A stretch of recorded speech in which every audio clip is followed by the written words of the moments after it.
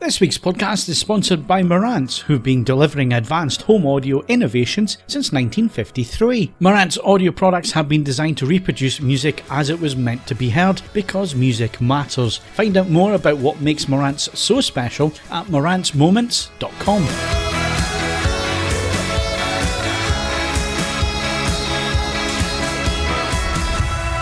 Hello and welcome to the AVForums Podcast for the 18th of November 2019.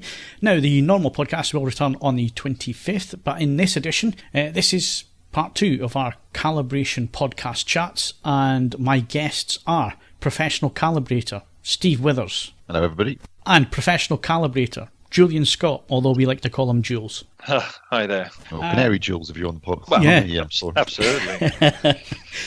No football chat. Absolutely no football chat in this one. Can't mention Grant Holt. Right, so in this episode of the podcast, we're going to cover what calibration is, why you should consider calibration, and what you should expect from a professional calibrator when they come along and attend your home address, or if you're a studio professional, whatever, somebody comes along and attends your place of work, what you should be expecting from that calibrator and the level of workmanship that they will do for you. Because let's not beat around the bush, it is quite a bit of money that somebody has to outlay for a professional calibrator, Jules. Well, yeah, it is. I mean, in an ideal world, you wouldn't have to do it, would you? The TV or your projector will just be perfect out of the box, and you wouldn't need to play around at all with any controls. So I think if you look at it that way, yes. I mean, I bought a television, and what do you mean? I've got to spend another £250, £300, sometimes even more, that people are asking to calibrate it. And it seems like a shock and an outrage. But unfortunately, we don't live in that perfect world. And if you want to get the very best out of your display, then calibration, whether you do it yourself, you buy a meter yourself and learn how to do it by the software, or you get somebody in who's doing it every single day and perhaps has better equipment than you do and can do it more quickly, then that's the only way to go, unfortunately. I think it depends to a large extent on how much you spend on your TV. Because obviously, if you've only spent £500, then it seems silly to then spend another £200 to £300 getting it calibrated. But if you spent £2,000 or £3,000 on a television, then it certainly is something you should be thinking about, because it's no different from, say, buying a high performance sports car where you wouldn't just drive it on the road and never get it serviced or checked or tuned. You'd expect a high performance product of any type to be capable of delivering a superior performance if it's just been tweaked by a professional. And as you said, Jules, you can't expect a mass produced consumer product to be perfect out of the box. I mean, nothing is out of the box. No. They're getting a lot better. I think that's something we can all agree on. There's no question that accuracy is getting better and better out of the box from most TV manufacturers. But if you've spent a lot of money on a TV or a projector, then there's certainly value to be had in getting a professional. Now, as you say, you could do it yourself. You could buy a meter. You can either buy the software and a pattern generator, or some TVs even generate their own test patterns now, like Panasonic and LG. So you could do that, but that's going to cost a bit of money. Even the cheapest options are still quite expensive compared to just getting a pro to do it for you. And obviously, you're also paying for their experience and expertise. So at the end of the day, depending on how far the calibrator has to travel, you're looking at say between £200 and £300 normally for a calibration. Yeah, that's an average price and a reasonable one for a chap's day of work. I mean, it's a day of work, right? Because if it's an hour or two to get there, an hour or two to get back, and you're there for 3 or 4 hours, that's a whole day. So I don't think that's an unreasonable amount of money. I think no one's getting rich doing this. Let's be honest. That's certainly the case, as my wife always reminds me. But, right. So let's cover what the costs actually entail, because I think that's an important part. So a couple of interesting points made there. Steve, you mentioned the cost of the TV. Absolutely, that makes a lot of difference. TV or projector makes a lot of difference, because if you are buying a TV that costs £2,000, £3,000, then roughly that's 10% of the cost you need to be putting aside to say, right, I'm going to get this product calibrated. And that's advice that used to be given years ago buying audio products. It was always a case of, buy separates, but always keep about 10% of your budget aside for accessories like cables and that kind of thing. So that's a good bit of advice. But also, what is the person paying for? Now, they're not only paying for better picture quality, but you're also doing other things when you're there, Jules. So you're looking at the whole video chain. You're not just looking absolutely at the image on the TV. Absolutely. I mean, just as in audio, the room is part of what you experience. So also in video, the room, the environment is part of that. And, you ask why people sometimes ask, why can't they come pre-calibrated from the factory? And it's like, well, your room is completely different. Every single living room I go into it's somehow slightly different. They've got a light on in the corner or whatever. And as a calibrator, you do have to make an assessment of the room that you're in and what gamma is going to work in that room. If somebody's watching, I never work in the complete darkness. I've always got lots of lights on, then maybe 2.4 gamma isn't the appropriate one for that person. So there's a certain amount of estimation that goes on there with people's rooms. So yeah, I mean, what are you paying for? You're paying for somebody's daily rate. It's usually a whole day. Calibration, we're maybe talking about times, an average time for calibration, maybe 4 hours, something like that, 5 hours plus your driving time. And for me, typically, that's maybe 2 to 3 hours one way and then 2 to 3 hours back again. So you've got 4 to 6 hours of driving and then you've got 4 hours, maybe more of calibration. That's a long day. And I just paid somebody £350 to reseal my shower. So yeah, it's not bad, it's not a bad Plus, rate. don't forget that, a modern television, when you're calibrating a modern television now, you're calibrating a day and night setting for SDR. Yeah. You're calibrating an HDR setting, possibly HDR10 and Dolby Vision. Then you've maybe got a game mode if the person's a gamer as well. You've a calibration in the game mode. So that's 5 different calibrators. Now, each calibration takes a degree of time. I mean, there are things that can speed it up, but they still take time. Then you've got to make sure that each calibration is done for every input. Some TVs like Panasonic let you, copy these calibrated settings to all inputs. Other manufacturers don't do that at all. Some like LG do a bit, but not all of it. Mm-hmm. So that takes time, of course. And then once you've copied it, all you need to do is make a record of all the settings for the customer to get at the end of it. You want to give them a set of reports, so they can see before and after of what you've done.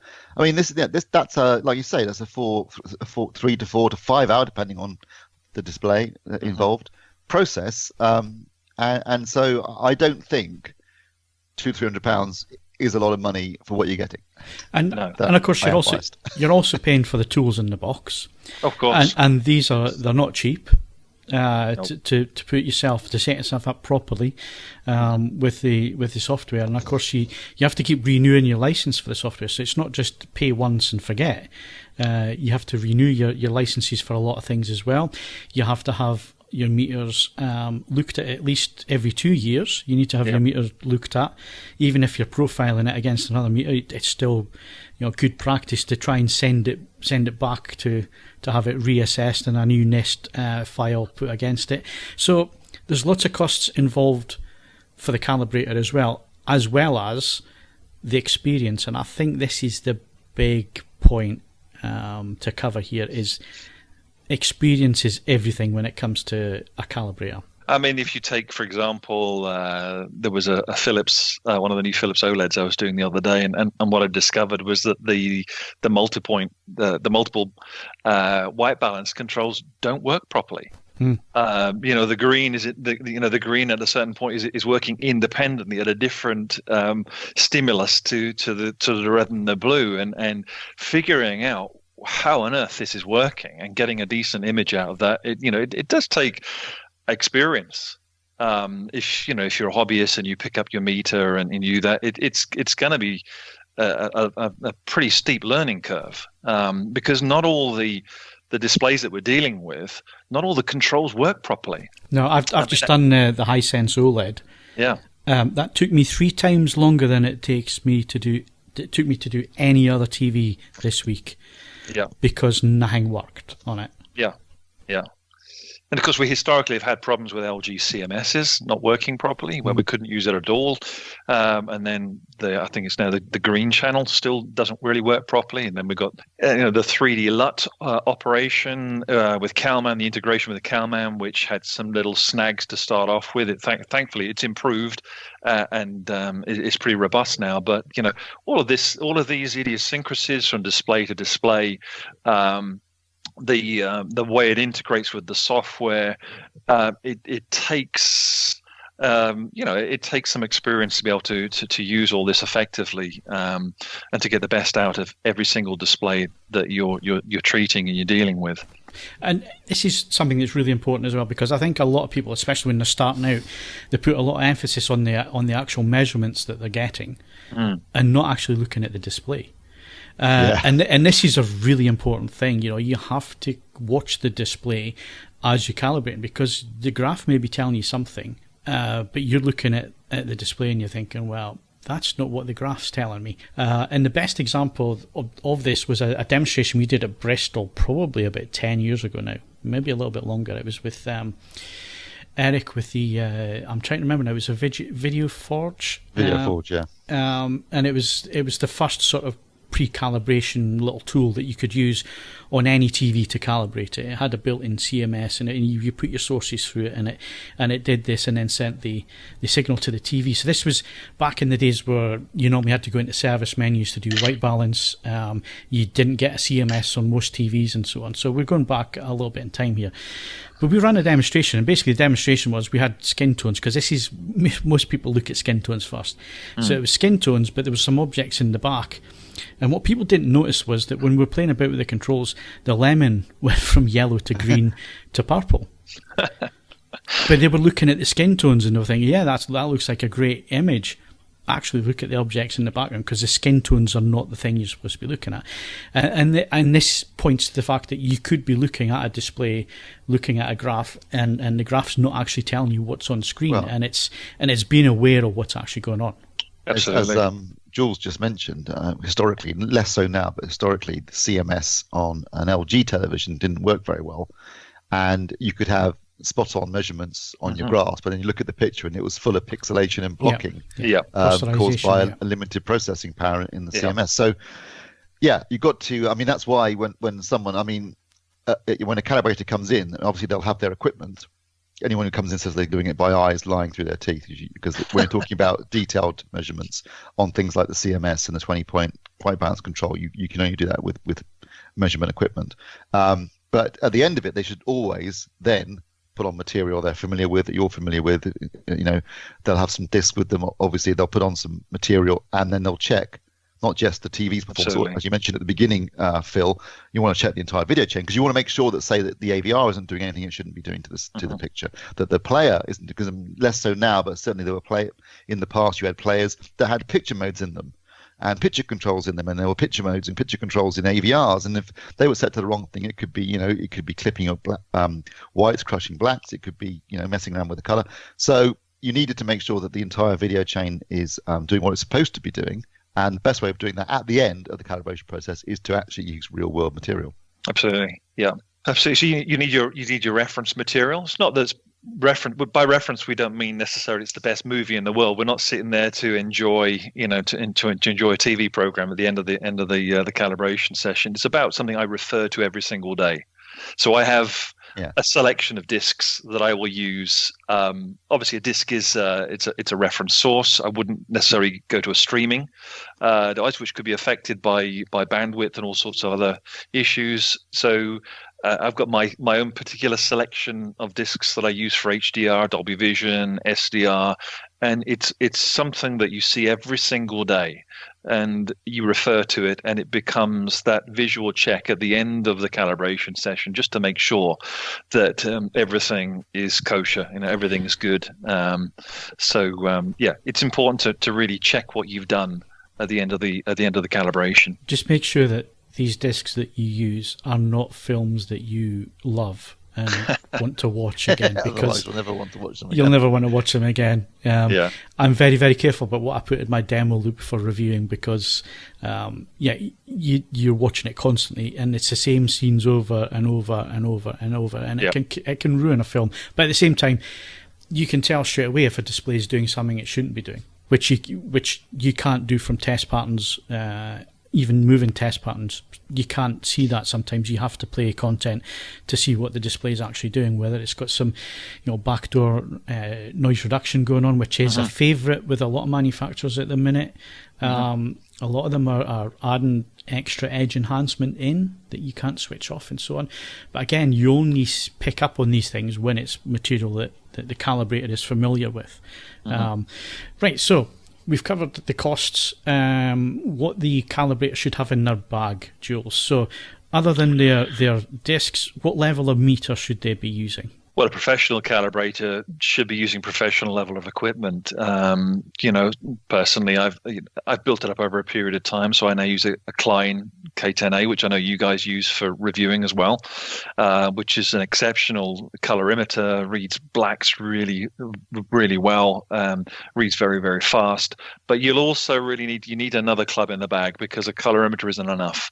You need a spectrophotometer in there as well to correct the colorimeter. So you need to be operating with a colorimeter and a spectra at the same time. And somebody who just uses a colorimeter and isn't profiling that colorimeter against the spectra is not doing it correctly. They're already adding an element of error to their graphs. So the graph may look really nice and neat at the end, but is based upon an inaccurate starting point. So you should at least have a spectro and a colorimeter. An entry level could be an i1 Pro 2 spectro with an ID3 colorimeter. But ideally, I think, especially if you're dealing with, as I do, probably Steve does as well, you're going into post-production, you're working with DITs, you're working on set, just recently on the set myself of a little Scottish show called Outlander, which is really, really interesting. And the first thing they wanted to know, when they phoned me, was, what meters have you got? So I was able to tell them, I have a Jetty, and that was very, very happy. But yeah, you can. I operated for a while with an i1 Pro 2, with an ID3, and I built the funds up and I was able to buy these higher grade equipment. Yeah. So you mentioned profiling, Jules. So explain what you mean by that, because a lot of people probably won't understand what you mean by profiling the meter.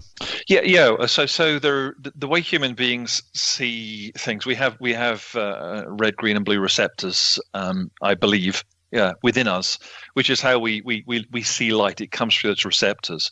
A colorimeter is a tri-stimulus device, so it's got a red, green, and blue filter in it, which mimics how we as humans perceive light, how the light gets in, how it gets into us, and how we understand light.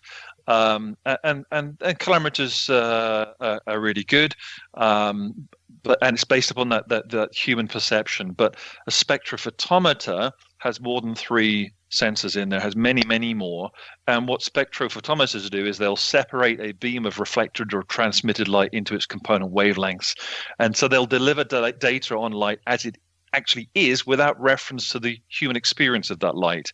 And so that means that they can accurately measure the spectral distribution of any kind of display and are more accurate than a colorimeter. Colorimeters are good, they're fast, they read near black a lot better than spectros, but they need that correction from a higher end device, a spectro, particularly if you are doing something, if you're calibrating a display which has the spectral distribution is not broadband. So you might be talking about an LCD, an LED, or an OLED display where the spectral distribution is much more spiky. And that's where a spectra will really sort of help get more accuracy. So what you do when you profile is you start off and if you're using Calman, you'd have a white pattern up there, red, green, blue, and you'd measure that with your reference device, your spectro, and then you'd measure the same patterns with your colorimeter, and then the software will create a matrix to correct the colorimeter. So for that display that you're doing, you get the accuracy of the spectra, but with the speed and the black level capability of the colorimeter. So it's an ideal combination. Now let's deal with these calibrators that turn up and say they can do it by eye. And you might think we're joking here, but no, we have heard horror stories. I know that the guys have actually gone out and corrected calibrations. We're not going to name any names, but have gone out and corrected calibrations done by individuals who have claimed that, and then the end user hasn't been happy and then contacted yourself, Jules or Steve. So when somebody first contacts a calibrator, what are the important questions they need to be asking before they commit? Well, I would ask that first thing is, you should expect your calibrator, first of all, to profile his device. Do you have a spectra along with your colorimeter? And they should expect that you've got confidence in your equipment. After all, what we are doing is scientifically based. To calibrate means to adjust to a known or set standard. Now, you can't do that by eye. It's just impossible. That's why standards exist, because exactly every human sees color differently. There's a tolerance band, so within those tolerance bands, you have normal human perception. If you're outside those bands, then you suffer from things like color blindness. But most people, even if you're within those tolerance bands, what you're seeing is purely the way your brain interprets the signals from the cones and rods at the back of your eye. Mm-hmm. And everyone sees everything differently, because when you look at something and see the color of it, that's not what it looks like in reality. That's the way your brain has perceived and interpreted the reflected light from that object. So the reason we have standards is because, for that very reason, you have to have something that, so for example, the color red, there has to be something somewhere, and it's literally a color red in a safe in London, I think. Yeah. That's the color of red. And everything, so your meters, you might profile one meter to another meter you've got, but when you send your meters away to be to be recalibrated every couple of years, they'll use it against an even more accurate meter, and that will be sent away every couple of years to be recalibrated against an even more accurate meter. So you go back to basically an LED, a diode for red, and that will be calibrated against this color of red that's kept in a safe somewhere in London, because something has to be the standard. That doesn't mean to say that everything looks like that red, but that's just the color of red for video in this particular example. Could be for printing, could be other things, but in this particular example, we're talking about the color of red for video. So there's a specific color of red. When you're calibrating the display to get as close as possible to that color of red, and you can't do that by eye, because, like I've just said, everyone sees slightly differently from everybody else. So that's why you have a pattern generator and a color meter and software to run it, because you need it as a bare minimum. You need to have those three things to calibrate a display. So if someone turns up at your front door and has nothing, then tell them to get lost. Yeah, absolutely. And or if for example, they begin using their meter, presumably unprofiled, and then they get to the end and they just basically trash what they've done. 99% of the time, there really isn't much to worry about. When we're putting on the reference content at the end, 99% of the time, if you've got confidence in your equipment, if you followed the workflow properly, you will get a calibrated result, and you don't have to go back and say, "Oh, I don't like that," and I'm just going to change it. And we've all heard stories, haven't we, come through to us, of situations where somebody said, "I don't know, it should be like this," and they've been challenged by the client, and, well, I know what it should look like is the answer. And you're then sort of in this sort of subjective zone where it doesn't matter. As much as we've said it's important to check with reference material, it really is a backup to the fact that you've got confidence in your equipment. You know the display you're dealing with. You know the issues, for example, with potentially with an LG CMS.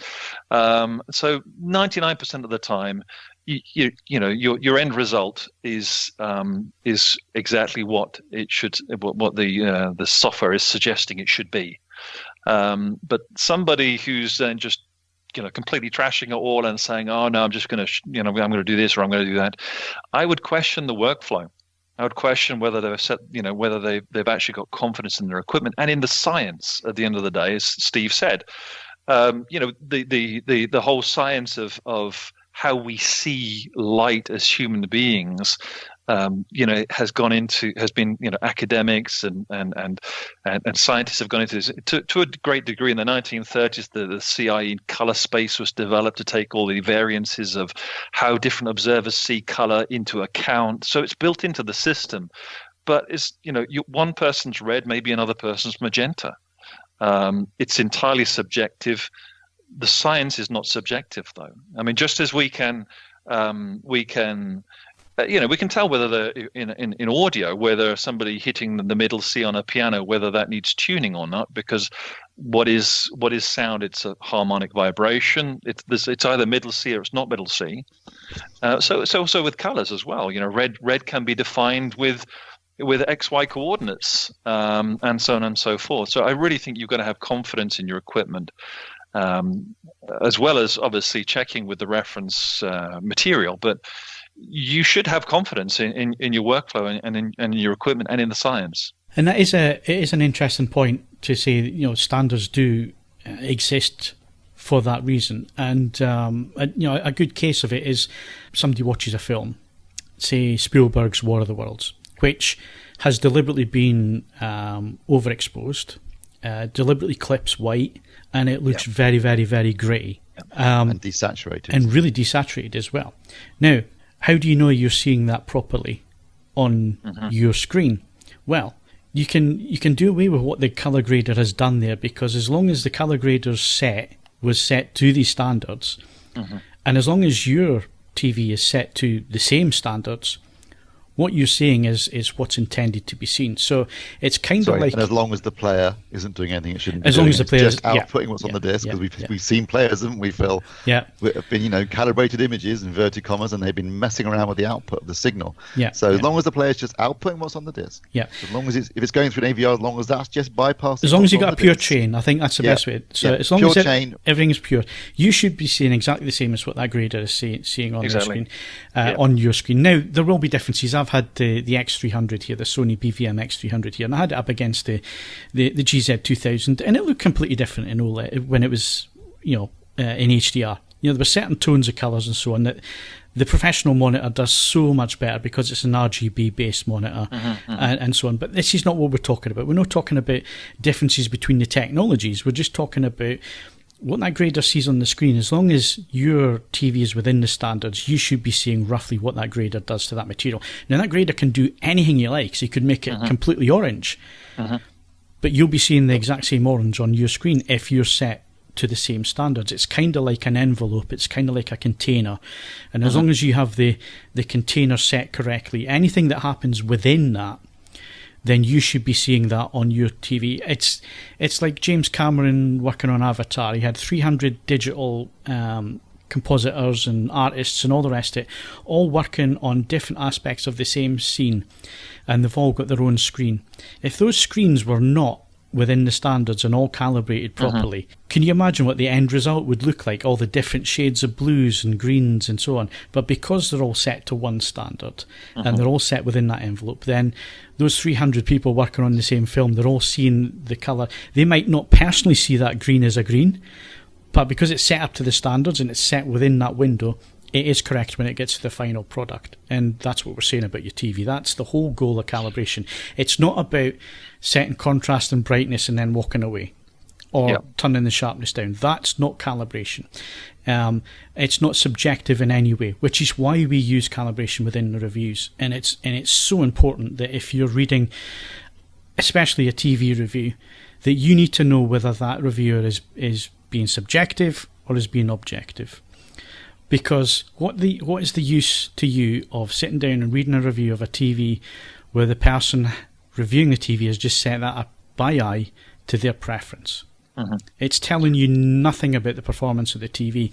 It's telling you nothing about the black level capabilities. It's telling you nothing about the shadow detail capabilities. It's telling you nothing about whether it can hold a proper white balance. And the colour of white is really important. You're talking about black to white in shades of grey. The whole grayscale, that's the most important part of an image. It's what everything else is put on top of. And if the TV can't do that properly, then the TV isn't working properly. And if you're not measuring a TV and you're not measuring the grayscale, how can you possibly know that it is giving you the correct colour of red or the correct colour of yellow and so on? So this is why we use it in our reviews. I know it's why Steve uses it when he reviews as well, to be completely objective, because you can't tell by eye. You can't tell performance-wise. And if you're reading a review of a TV done by somebody subjectively, you're kind of wasting your time if you want to know about image quality. Am I right, Steve? Yes, absolutely.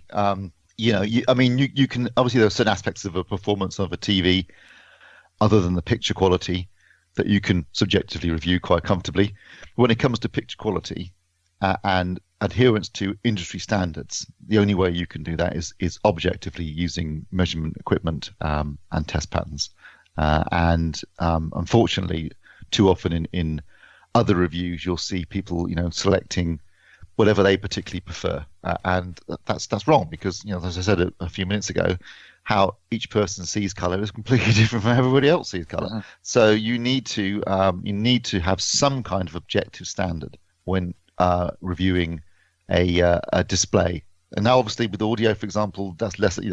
There aren't those kind of standards, so it's much more subjective when it comes to audio reviews. When it comes to video reviews, display reviews, there is a set of standards, and they should be adhered to.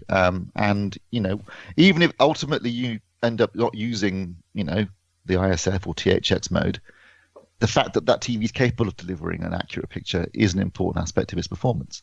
The good news is that, as I said at the beginning of the podcast, modern displays are getting better and better in terms of and we're going to come on to that. Out the box. Yeah, we're going to come on to that. So. The other really good news is that the controls available to a calibrator now on a modern display are capable of delivering a level of accuracy that, whilst not quite the same standard as a professional monitor, is pretty damn close. Yeah. And the kind of accuracy that you would have had to have paid thousands and thousands of pounds on a video processor just 5 or 6 years ago to get that kind of level of accuracy, particularly in terms of things like tracking different saturation points, which before was very difficult to do. Now modern TVs and projectors are hitting these targets, across the entire range of things we measure in a calibration or in a review. And, so we are getting exceptional levels of performance now. And given that's not, given the TV can do that if properly calibrated, then why not? Why not get the best out of your television? Particularly, as I said at the beginning, if you spend a lot of money on it. Yeah. Well, and of course, if you're assessing them professionally for a review, you have to. Shoving it into standard mode and saying, well, I like standard mode better than THX because it's brighter. How can you review a TV? Picture quality. You can review everything else about a TV.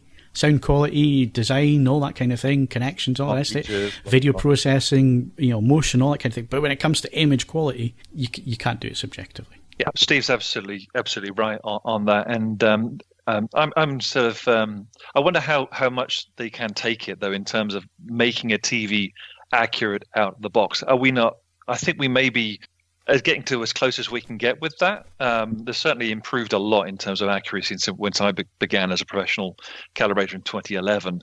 Some of the sets back in those days left a lot to be desired. Now, thanks to AVForums and the Picture Perfect and pressure on the industry to improve the accuracy, there should be at least one mode on a television or on a projector that is the most accurate mode. Unfortunately, they don't usually come set like that out of the box. It's on eco mode or dynamic, but you can get a great deal of the way towards an accurate display if you switch into movie mode or to cinema mode or ISF or THX. But at the end of the day, these TVs are still consumer grade televisions, aren't they? And they, if I compare it to, for example, some of the monitors are using on set, like a PVM 170, it's about $6,000 or $6,000 for a 17-inch OLED monitor. And your OLED that you might buy from a retailer is probably $2,000 for 65 inches. So, why is there a difference between the two? Well, I'm going to guess the Sony has a higher grade of component going into it. And if you're shopping to produce a consumer grade panel, then maybe the parts that are going into there have a greater degree of tolerance between them, and so therefore you're going to get a wider degree of inaccuracy on the consumer grade panel than you will do on the professional panel. So will there always be a need to calibrate in order to get the very best out of the display? Well, personally, obviously I hope so, but and also we had to remember, how did they come up with the THX mode or the ISF mode? How did they come up with what is going to be the most accurate mode? It's based, no doubt, on readings from maybe half a dozen or a dozen of their models, and it's an average based on averages. So that average is going to progress the accuracy in general of that model. But it's not based upon it's not going to get any single model to be as accurate as it possibly could be. So hopefully, from my point of view, Steve probably as well, there's going to be a need to calibrate into the future. Right, okay, I guess anybody can set themselves up as a professional calibrator, can't they? And this is another area where I have seen some horror stories lately. There is a YouTube channel, talking about an American-based channel, who is causing a lot of disruption at the minute, and that's having quite a negative impact, because once he started doing it and setting himself up as calling himself a professional calibrator on the opening of his videos, quite a few others have started doing it. And if you actually watch the content and you know what you're talking about and you know about the subject, it's horrifying what they're saying. Absolutely horrifying. So in today's internet age, Jules, what issues are you coming up against when you're speaking to clients, or some of the questions that you're being asked because of the misinformation that's out there? Well, I think first of all, there's a misunderstanding as to what it means to calibrate. I mean, we as you say, anybody can say, well, I calibrated my television, and if you give money to somebody to go and do that, then I guess they could call themselves a professional because they're earning money from it. But what they're doing is not professionally done. To calibrate means to adjust to a known or set standard. You've got to use meters, devices, and all the rest of it. You also need training as well. And ISF and THX. I think the THX program is now redundant for the moment, and the Professional Video Alliance, which is a new one, which I'm also involved with, which is working more closely with the colorist community. They exist to make sure that calibrators are properly trained, and to create to enforce the standards as well. So first of all, you should be looking for somebody who not just calling himself a professional calibrator, not a professional calibrator, but a qualified calibrator. Exactly, certified. Certified, yes. Certified. Certainly when you've sat for the last 9 or 10 years in dark rooms every single day, you'll get certified in some way. I've been certified for years.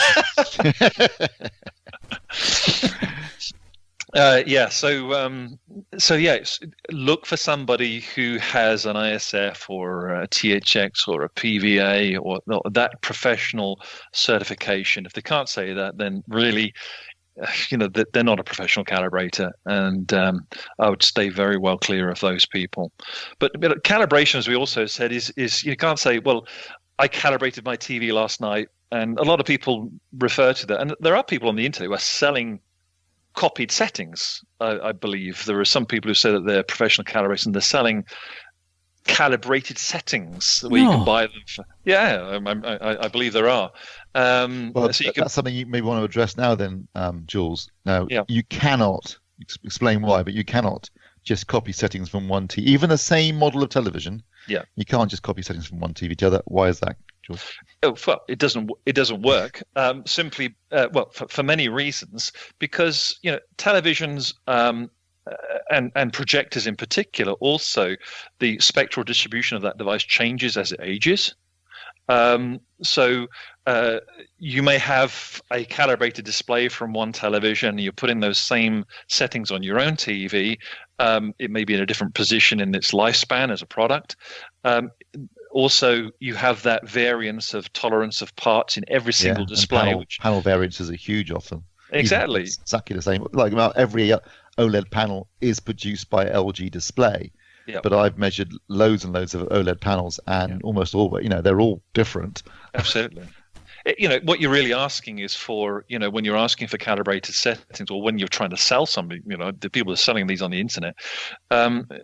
What you're asking for is, you might as well ask, you won the lottery last week, can I borrow your numbers? Because the chances of those numbers coming up again and giving you a calibrated display are infinitesimally, huge, it's sort of small. It's not going to work for you. It's not going to work from your TV. So the idea that some people are trying to sell these settings, I'm a professional calibrator and I've calibrated display and here are the settings and you can have them for £10, is just absurd. They don't know what they're talking about, and they're probably not certified. And if they are certified, then they shouldn't be. Yeah, that's pretty nasty if people are doing that. It's that's not nice at all, because you're misleading the consumer at the end of the day, and Absolutely. you're misleading that person. Yeah. Now, general advice given out when people get TVs. Now, we're talking about accurate modes that are on the TVs. So generally setting your TV up into an accurate mode, so either ISF day or night, making sure the white balance is usually warm or warm 2. These days, I can't recall anything being different on any other TVs I've looked at this year. And making sure your gamma is either 2.2 for a bright room or 2.4 for a dark room. Yep.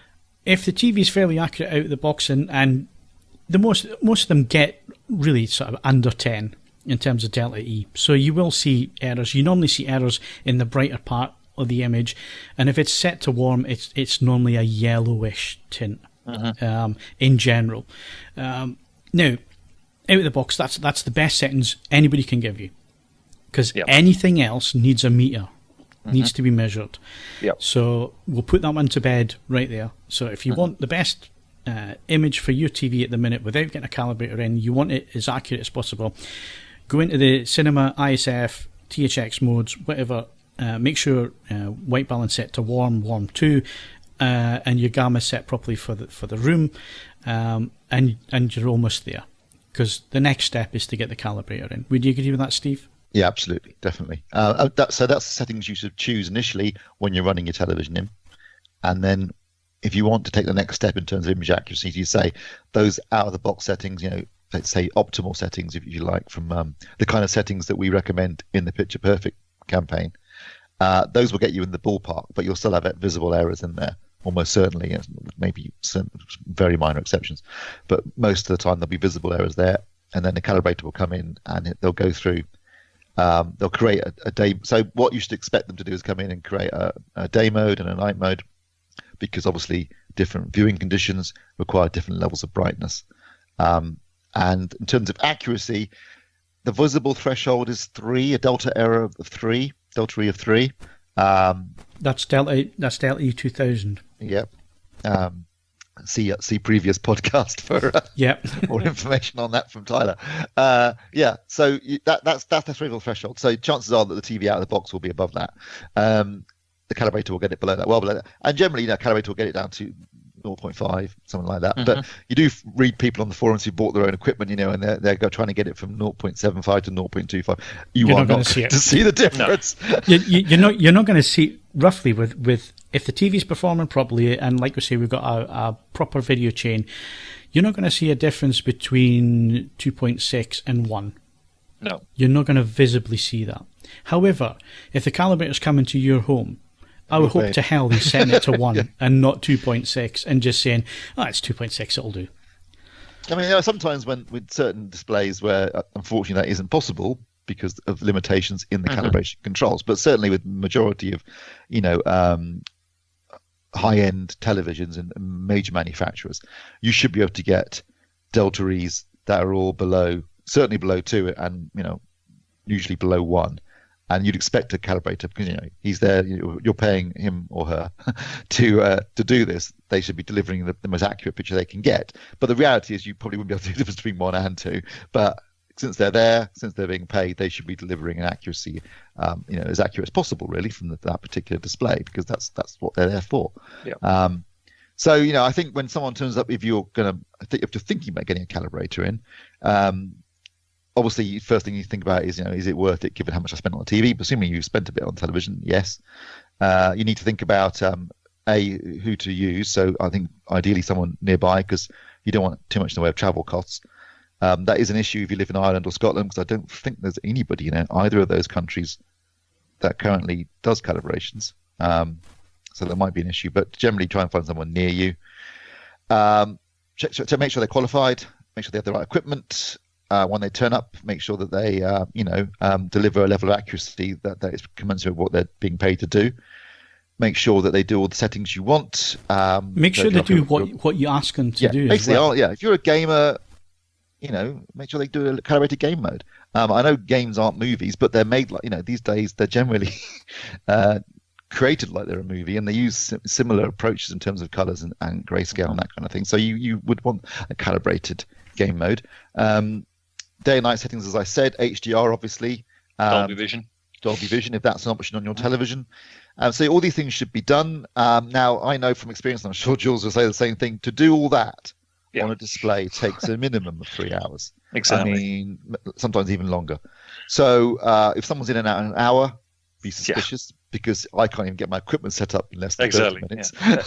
And also recording your settings, Steve. If you've got five or six calibrated picture modes, just writing those down. 20-point white balance. Yeah. That's a lot of stuff you've got to write down, because that's the other thing. Half an hour itself. And if it's a Philips TV, you calibrate one mode, you write it all down, and then you have to sit and manually enter it all in every other mode. Philips, give us a copy, all inputs, please.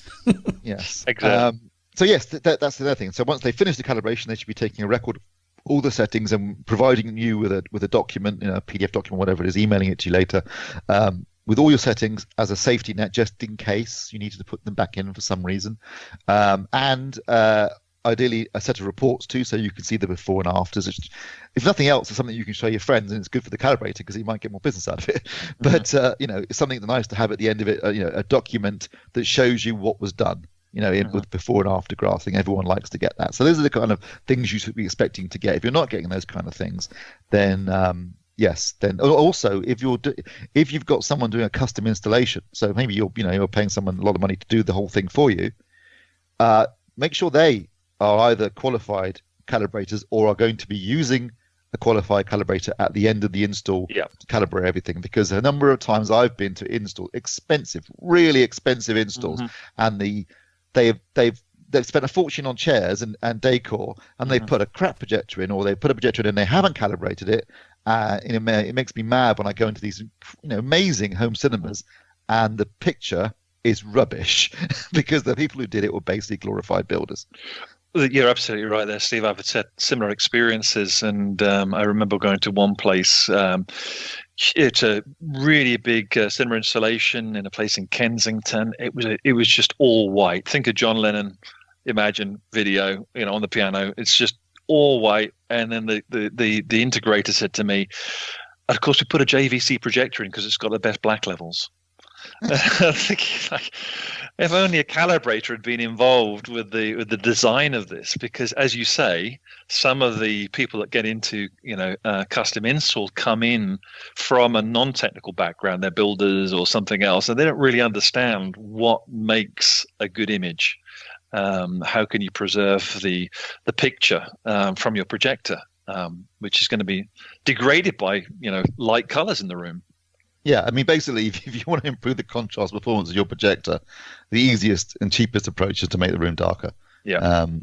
And unfortunately, the majority of the time with these custom installs, the interior designer has the final say, rather than the calibrator or the designer of the video system, because you end up with things like light colored walls and light colored floors and this kind of stuff, and it just ruins the picture, particularly if you're putting in something like a JVC where its strength is its black levels. So the darker the room that's in, the more you're going to appreciate those black levels. Beware of installers who aren't either themselves or aren't using a third party qualified certified calibrator. Why would you spend thousands of pounds on an installation and not have it calibrated? People don't know, do they? That's the problem. That they just trust the installer and don't realize that that's an integral part of the installation, if not the most important part at the end of the day. Because if you're looking at a rubbish picture, what was the point? But I think one point that he's made is this calibrators. We're also enthusiasts. I mean, I began, on AVForums back in 2003, 2004. I don't know whether that makes me one of the earlier members. And I learned through the forums, learned a lot of stuff that was said on the forums, which was incorrect as well. So I valued being able to do the THX training course, and of course, obviously, many years on now as a professional calibrator. But I'm still an enthusiast. There's nothing I like better at the end of the day, sounds strange as it might seem, busman's holiday, to put a movie on. And we're enthusiasts for the genre. We appreciate the fact that what we're watching is art, and what we're doing in calibration is preserving that art. One of my clients directed Breaking Bad, Better Call Saul, and I calibrated his LG OLED for him, and he said, right, I want to check it against Breaking Bad. So he put on the episodes that he'd actually produced. which was a sort of a sweaty palm moment for me, sort of, but and I was really happy for him to say, what, that's as good as I've ever seen it. And we are actually, what we're trying to do is preserve the art. And so people who say that, I can do this by eye, whatever else, they're for me, it's an act of desecration. Continuity of image is all important. Are you seeing what the director wanted you to see? Some people might say, well, I don't care what the director thought, it's what I like. Well, I don't know. I don't know what the words to describe it. Well, that's fine. That's perfectly fine. Yeah. If people want to say that, and I've got no issue with that whatsoever. You want to look at the Mona Lisa with blue colour spectacles on, be my guest. Yeah, not got any issues with that. But don't. But at the same time, that person shouldn't be negative towards what calibration is and why it's like that, because it's there for a reason. So, a couple of things I want to cover before we wrap up. The most common complaint: that looks dull and dingy. So you have somebody on the forums, brand new TV, we're telling them shove it into Professional 1, Professional 2 or ISF day or night or whatever, and they say, yeah, but it's dark and doesn't look very nice and drabby and the colours look washed out and so on. I know the answer to this question, but I'm going to let Jules have his opinion on it. Well, obviously there are references. When we're in post production, we're calibrating to 100 nits for SDR, but the room isn't necessarily your living room isn't necessarily identical to the post production studio that we're working in. It's maybe not completely black, so that's one of the things. The peak brightness is something that we have to take into account when we're working in a room. You may not be sitting at the same distance. It's a small monitor in those places, maybe 25 inches, and they're working from a foot or two away from it, staring at 500 nits. All day, that is going to burn the retinas out. So there are things, in terms of your living room experience. Again, we mentioned this at the very beginning. The gamma is something that we would assess, and in terms of your seating position, with your TV as well, it may be that 100 nits from 15 feet away is too dim. So those are the things that we have to we use our experience to assess and to dial in. When we're in somebody's living room. And the other thing I want to push forward here is spend some time with the correct picture modes, because I think what people tend to do is they tend to flick between the picture presets, and of course your eye is naturally drawn to a nice bright vivid image. It's why manufacturers have those settings in there. It's why they have a shop mode where everything's switched on vivid and everything's turned on, because in a showroom with other TVs, if their TV was in an accurate mode, nobody would look at it against all the other brightness that's around there. Yeah. So what you have to do is you have to. It's like the DAS doorstep challenge. Okay. When you look in a box of DAS from the old day DAS powder, there were blue bits in there. Yeah. Because they add blue to whites, and by adding blue to whites, it makes your whites look whiter, I think was the tag. And it's the same with TV images. Go into standard mode. Now, most people think standard mode, it's going to be middle of the road, more or less accurate. Couldn't be further from the truth. It's usually really blue. Just look at the whites. Oversaturated blue and too bright. Yeah, basically. So first of all, look at the colour of white. Now, correct video white should be a piece of A4 paper held in the midday sun, somewhere sunny, not the UK. So it has a yellowish look to it. It has a warm look. That's the correct video white. So then look at white in standard mode. They're not that colour. They're blue. They're like the DAS doorstep challenge. Yep. And any mode above standard, so when you get into vivid and so on, it's just even more blue being added to make it brighter. And the other thing with standard mode, Steve mentioned it there, so it's brighter. So it's automatically, the gamma curve is wrong, which means that you're no longer having shadow details around people's eyes or around the nose. So you're losing fine detail in people's faces. They start to look like plasticine models, or that they're using Botox, because you get no lines in the foreheads and that kind of thing. You lose all the pores, and whites are completely blown out. Once you start to see that and then go back to the accurate mode that is dim and dark and it looks washed out when you've just switched from a standard mode or vivid mode, it looks like that. Watch it for an hour or two, and then, bearing in mind everything there, go back to the standard mode. Then you'll notice a big difference. And I think, me and Steve have discussed this, but I think this is the hardest point to get across to people, Jules, and it's the hardest thing to demonstrate without being in the person's home. And at that point, it's usually a bit late if they don't like, a dull image. And it's not necessarily a dull image, it's a correct image. It's set to a certain level that is easy on the eye, it doesn't fatigue, it's easy to watch. Sometimes using a little bit of bias light behind the screen as well can help when watching on an evening, because you should never be watching in pitch black, ever. Unless it's a projected image, which is, it would struggle to get to 100 nits anyway on a projected image. But you should always have a bit of light in the room, so it relaxes the eye. And there are even guidelines for that, aren't there? There's SMPTE guidelines for backlighting too. A lot of the post-production studios, most of them will have backlighting in there as well when they're grading. Everyone I've been in has. Absolutely. It's been a dim room, but there's always been uplighters. Yeah. There's always been some, and it's always been a sort of D65 warm look to it as well. So it's very important. Yeah, absolutely. And one of the things that often people might worry about is, when you've gone out the door and they've flipped back to vivid mode to see how it looks. And you get, it's very rarely happened to me, to be fair. I mean, I could count them on one hand how many times it's happened. You get that email, like I had, years ago, an email, a week later, I went back to vivid mode, and the brightness and the color, and it's not there. And my advice is always, don't go back. Leave it for a week, because you need your brain to adjust to what references, to what normal, to what accurate is.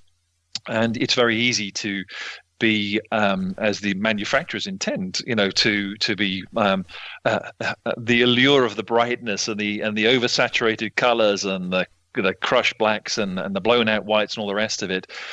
You need to give yourself your brain time to readjust, and it will. You just think, actually, how we have these night modes on our iPhones now, or other phones are available, where it changes the white balance, so it's all sort of pinky at night, so it doesn't disrupt your sleep. And when it first does that, it flips into night mode. You think, oh God, that's really pinky and not very nice. But within 10 minutes, your brain sees it as normal. And then when it switches off again and it goes back, it looks horribly blue. But within 10 minutes, your brain sees that as normal. So this is why, again, we need to be standards driven, and you can't have somebody that's just coming and say, who's doing calibration by eye, because your brain is continually, it's malleable, it's plastic, it will adjust to what you're watching. So I would, in those situations, give it time. You will appreciate the calibrated mode if you give your brain time to adjust to how the image was intended to look. And I guess as a professional calibrator, the worst thing possible is the client not being there. Because I would imagine the best thing to do is to actually walk the person through what it is you're doing, why you're doing it, why it should look a certain way, and by the time you get to the end when you're putting your reference material on, that person knows exactly what's been done, exactly what you've set, why you've done it, and the end result. Whereas if the client is like, yeah, crack on, and is away out the room, you don't have that opportunity to do that. So when they can come back in, they don't really have the education as to what it is they're looking at. That's an important word, Phil, education. And I think when you're hiring a calibrator, also you have the opportunity to spend a day with somebody who's professionally qualified, a lot of experience, and we are walking the client through the whole calibration process so that by the end of the experience, they're hopefully more knowledgeable about the science and about why we do what we do, why it's important, and then they can go and argue on the forums. Which is what people like to do. Right, I'm going to wrap up on a subject that I know neither of you will like, because it's not about you guys, it's about the end user doing it themselves. And some new technology has come along. It's been around for about 3 years now, but it's at the point now where portrait displays have developed AutoCal, and they have managed to talk a couple of manufacturers, LG and Panasonic, into providing the test patterns on the TV. So the point of entry, because this was always the thing against it, and you mentioned it right at the start when you started, you had to save up over time to buy better and better equipment. Now, a pattern generator will set you back about £500 to £1,500, somewhere around about that. You've then got a meter on top of that, and then you've got the software on top of that. So you're probably looking at about, for a starter pack, you're looking at £2,000 to £3,000, basically. Minimum, I'd say between, you're looking at up to $5,000 just to get going. Yeah. With some decent equipment and the right Calman software. Yeah.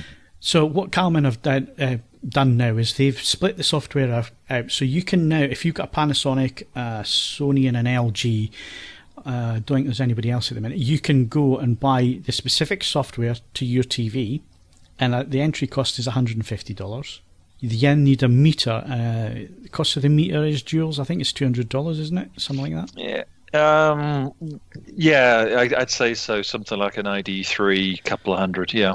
Yeah, so a couple $100. So for the cost of a calibration, I'm trying to play devil's advocate here. For the cost of a calibration, that end user, if they've got a Sony or an LG or a Panasonic, could go and buy the software and the meter. The connection is done via Wi-Fi, entering a couple of codes. Each manufacturer does it a little bit differently, but it's more or less done on the same network. You set the TV up. You have to have something playing for the pattern generator to work. But they could basically then learn calibration for themselves. And that is such a huge leap ahead from where we were 15 years ago when we all started in this, and a little bit later for you, Jules. But even, when you started in 2011, the costs of just getting up and running, and that didn't, if you then include the training course on top of that, which was another couple of £1,000 on top of that. Yep. So, if you wanted to set yourself up as a professional calibrator, it was costing a lot of money. If you were an enthusiast, you still had to spend that type of money. Maybe not quite as much, but it was still a couple of £1,000 anyway to get decent equipment. You can now do that for $300, £300. That's got to be good, hasn't it? Well, we all began as enthusiasts, and before I was professional, I bought myself, I can't remember what it was now, it's probably a Spider, back in 2000, whatever it was, not a very accurate meter, and but it got me involved, and the more people, and one of the things we want to do as professionals is for more people to be educated about the process of calibration. So I think that's good, and it will certainly, if you went out and did that by yourself, it will certainly get you a television that's as long as everything works correctly, because we know that sometimes the autocal doesn't work completely correctly. Some of the workflows don't work. Had some great fun with the Samsung workflow in Calman. Certain aspects of that are working properly. Well, the LG workflows have been up and down over the years. They've been, absolutely. So then so it will get you closer to a calibrated display. Well, technically it would be calibrated, but remember also that your 150, 200-pound meter is, it's only got a certain degree of accuracy. It's a colorimeter. And yes, you can improve the accuracy of that with one of the tables that, for example, if you buy the Calman version of the ID3, it will come with a correction table for different sort of devices. But again, that's only so accurate. So, I guess for the same amount of money, you could just hire a professional calibrator who's This was the answer I knew you were going to come with. Well, I'll tell you what the thing is. The thing is, and Jules was right, that what you can do now is amazing. And for a very limited outlay, you could calibrate your own TV if it was, say, a Panasonic or an LG, because it will generate test patterns for you. I should stress, it only generates test patterns for SDR. You cannot do an HDR calibration. Yep. But as Jules said, that's all well and good as long as the AutoCal software works the way it should do. But you don't know what, to a certain extent, you don't know what it's doing behind the scenes. And if you don't understand what you're doing, if it's not doing it properly, you won't know that. I can give you an example. I mean, like both like you guys, started as an enthusiast. One day I thought, I'd like to learn how to calibrate my own display. So I did the ISF. At the time, it was just the ISF course. There wasn't a level 1 or level 2 or level 3. It was just ISF. It was about, I don't know, £1,500, something like that, £2,000. It was not cheap. I spent 3 days of intensive training, going through how colour vision works, standards, all this sort of stuff. Most of it was just book work. And the last day, on the last afternoon of the last day, Joel did, your basic calibration with a contrast, brightness control, a plumage pattern, setting the colours using those, filters. But in my enthusiasm, I'd gone and bought, Calman and I1 Pro or something like that. I can't remember what it was now, but it was forgotten now. But a meter and a pan generator. I had a big Sencore jobby, and I'd spent about, between the training and the equipment, I'd spent about, I don't know, $6-7 I think, easily. Got home, got it all out, didn't know where to start. I could do the contrast and the brightness, but once I started to try and run the Calman software, getting into 2-point and 10-point white balances and CMSs, I didn't have a clue. I had to go and do level 2 ISF to do all that for another couple of grand. And now they've added level 3, so you can do HDR calibration. So my point is that because you've got the equipment doesn't mean to say you know what you're doing. And even if it does it for you, it may not do it for you properly, and you won't know it's not doing it properly because you don't have the knowledge to do that. So if you're an enthusiast and you want to just muck about with your own telly and you're prepared to do you're prepared to put the hours in terms of researching it and reading about it, and then having a level of understanding to know roughly what you're meant to be doing, fine, go for it, because why not? It's there. But I think for most people, it's just a lot easier to get a pro to come in and do it for you. Yeah, it's like my shower. I'm useless at DIY, so why am I going to go out to B&Q and make a screw up of my shower when for 350 quid I can get somebody in? It's perfect now. It doesn't leak anymore. So yeah, sometimes it helps to get a professional in, and you get a better result, I think. Okay, well, that's all we've got time for on this podcast. Obviously, it's a subject that we will keep coming back to because it always keeps moving on. Displays always get better. The way of calibrating always gets better. And, of course, we've still got HDR, which is there's still lots and lots of issues with HDR and where things are going with that. So I have no doubt that we're going to come back to this subject in the future. And obviously, Jules, thank you very much for your time. Your input has been greatly appreciated here. It's always good to get another opinion, and especially for someone who is out in the field and working all the time. So thanks very much for coming along. Yeah, it's been great. Yeah, thank you. And Steve, thanks for being here. My pleasure. And that's about it for this edition of the podcast. And if you're looking for a professional calibrator, obviously there's the two guys on the podcast here, but there is also the calibrators map on AVForums.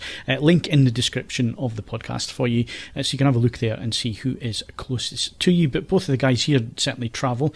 Where's the furthest you've gone? Oh, me? Well, furthest to me is Inverness. That's quite a way. And also in Holland as well. Okay. Dundee is quite a way, and I've done Belfast, and in December I'll be in Cork. Plug. There you go. Right, that's it for the podcast. Don't forget, you can follow us on Twitter and Facebook. Bookmark avforums.com for latest reviews, news, and video. Plus, why not leave us a 5-star rating on iTunes, but only if you enjoyed the show. Also, head over and check out our YouTube channel for videos on the latest product launches and reviews. And while you're there, feel free to subscribe. I'm Phil Hinton. Thank you very much for listening. Sorry, I'll need to do that again. I'm professional calibrator Phil Hinton. Thank you for listening, and we'll see you again next week.